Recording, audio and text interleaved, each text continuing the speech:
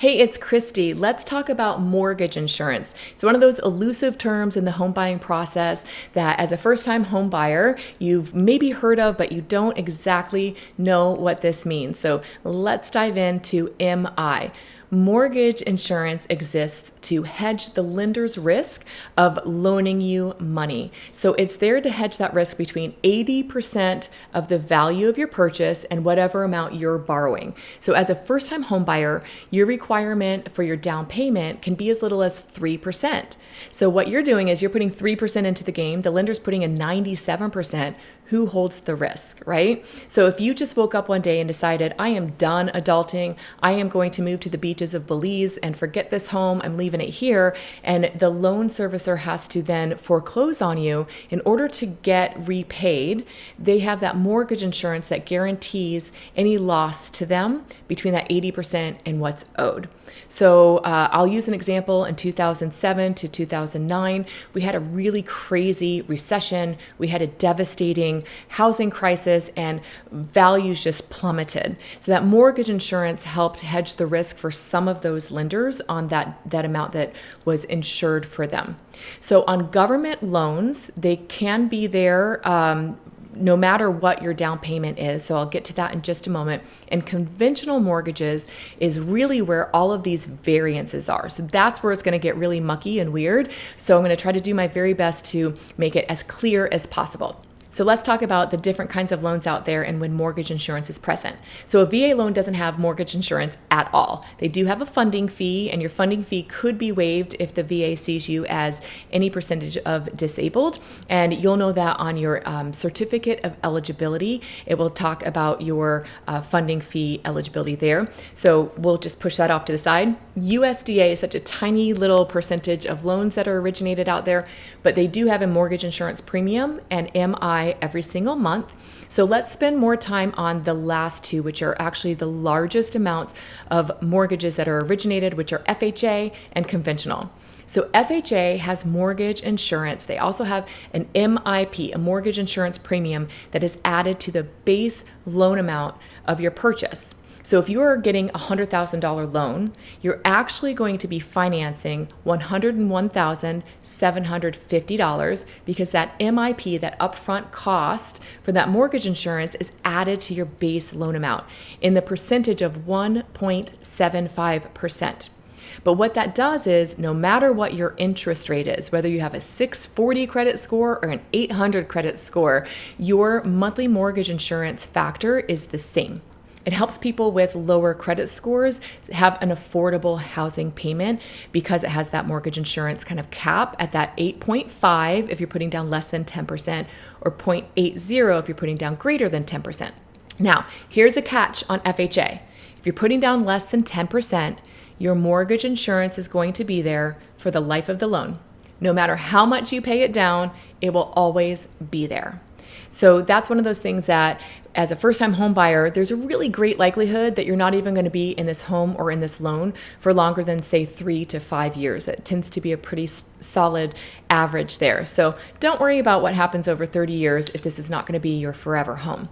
If you do put down 10% or greater, it can drop off, but after 11 years. So even if you escalate that pay down and now you're well below 80% loan to value, it still has to be there for 11 years. So let's now shift to conventional.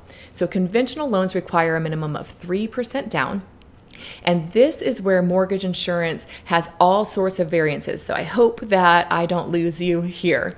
So there's no upfront funding fee like those other government loans where there is a mortgage insurance premium added to the base loan amount. However, your factor, or the percentage and dollar amount that you ultimately wind up paying in your monthly mortgage insurance premium, it is a combination of your down payment and your credit score. So both of those reflect risk. If you have a lower credit score, you're more of a risk than somebody who has a really great credit score, because you know your credit score is a snapshot in time of your ability to borrow money and pay it back on time. If you're putting down 3%, it's a greater risk than if you were, say, putting down 10%. So as you have a greater down payment, that mortgage insurance factor goes down over time. So here's a couple of really big unknowns about mortgage insurance as it relates to conventional mortgages. So it is based on, like I just said, a combination of your down payment and your credit score. The greater the down payment, the lower the factor. The higher your credit score, the lower the factor as well. I will have an overlay here on the screen kind of showing a chart and maybe a payment example of what that difference is if you have a higher credit score versus a lower credit score, and also a greater down payment versus a smaller down payment, just to give you an idea of what that percentage could look like and then how it relates into your monthly payment as an example. So a couple of unknowns. Your debt to income ratio affects your factor. So if you have a higher debt to income ratio, then again, you could look like a higher risk, and that means it could be a higher factor. So debt to income ratio, DTI, is your housing payment, any other payments that will show up on your credit report, so student loans, auto loan, credit card payments, all of that smushed together, and that dollar amount is converted into an interest rate, basically dividing that dollar amount into your monthly gross income will give us that percentage. So if you are over a certain threshold, that factor can go up a little bit. Also, having two borrowers versus one borrower gets you a better factor as well. So the reason for that is if you were to, say, lose your job and you're the only borrower on that loan, you may not have the ability to pay that mortgage payment every single month. So that could be very scary for somebody who's loaning you some money. But if there's two people, you might be able to sustain that monthly payment if one person lost their job or experienced an inability to earn some money, maybe an illness or something along those lines. It also varies between lender to lender because we all have different mortgage insurance companies that we get our quotes from. I typically quote from 3 different mortgage insurance companies because sometimes there's a pretty decent difference on that monthly payment, as much as $20, $25 a month. So it's really important that you know that there are different mortgage insurance companies, and some of them tolerate risk a little bit better than others. So the lender does have the ability to shop different mortgage insurance companies. Sometimes it's just easy to go to our default go-to, this is that one particular company, and not really shop the other ones, but there is that ability to shop it.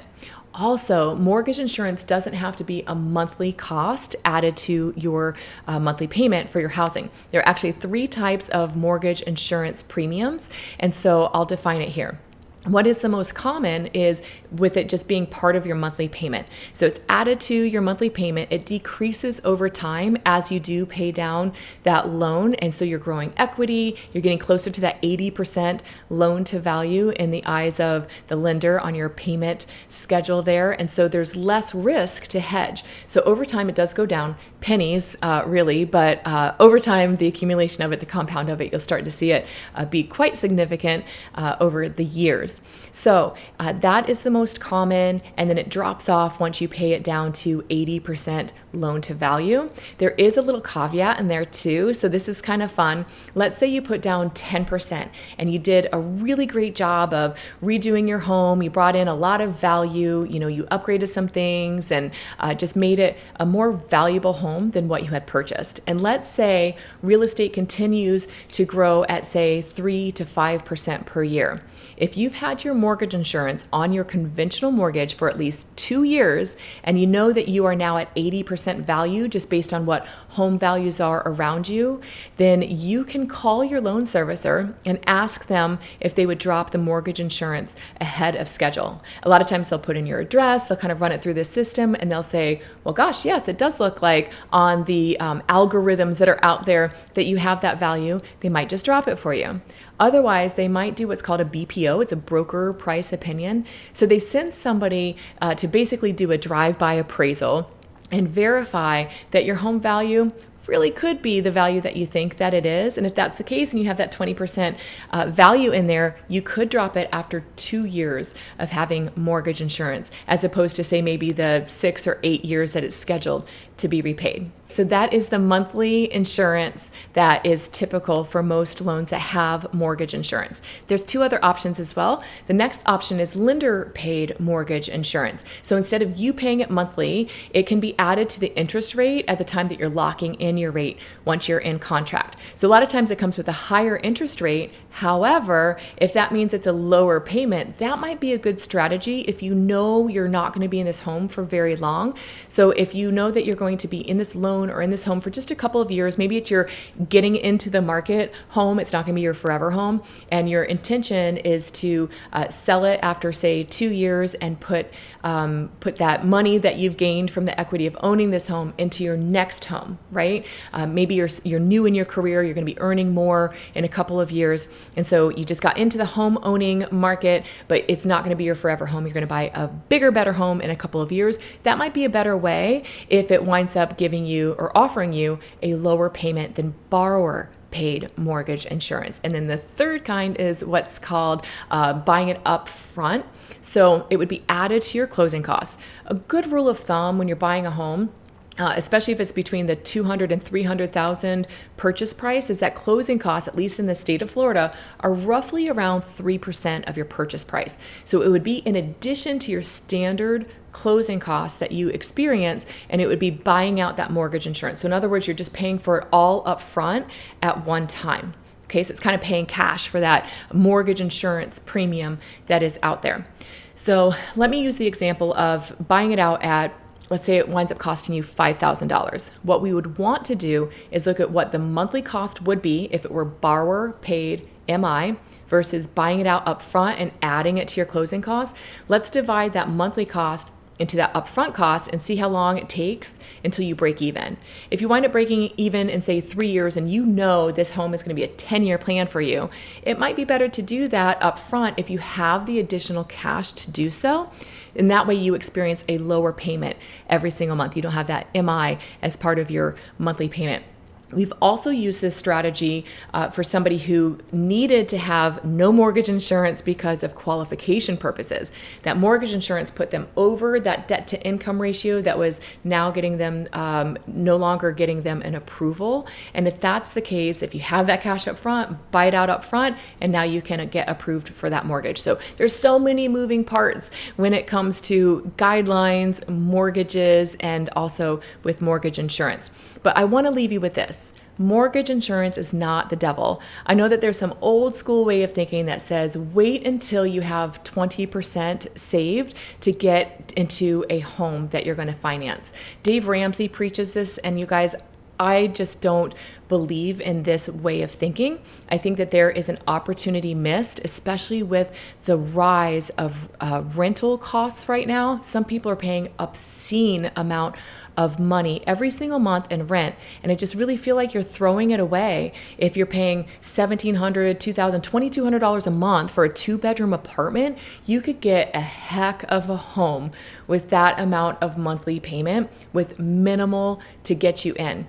And a girlfriend of mine, she's a school teacher. She bought her first home 4 years ago. It was under $100,000. It was kind of a little townhouse. It was adorable for her. She wound up paying less in her mortgage payment than what she was going to have to pay in rent.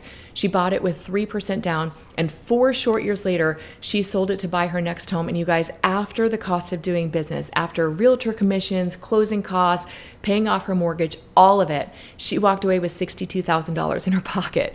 And this was for a purchase that was less than $100,000. So as you can see, I am a huge believer in home ownership, and I think that the more quickly that you can get into the market, if you are emotionally and financially ready, I think the better off you are. And we have these strategies to work with mortgage insurance that will help you be best positioned in your monthly payment. And then, you know, if you're doing the borrower paid MI, it drops off after a certain amount of time, depending on what your down payment is. I hope I did a great job explaining this as clearly as possible, where it makes a little bit more sense, and the understanding of why mortgage insurance exists to protect the lender's risk. It allows us to buy much earlier than having to be forced to save up 20% down payment. And then there's all sorts of strategies that we can use to minimize how that impact of mortgage insurance is for our monthly payment. So thank you so much for being here with me. If you haven't already, please subscribe to this channel. I'd love to stay in conversation with you and continue to teach different topics on mortgages, credit, money, all of it. And until next time, my friends, stay well.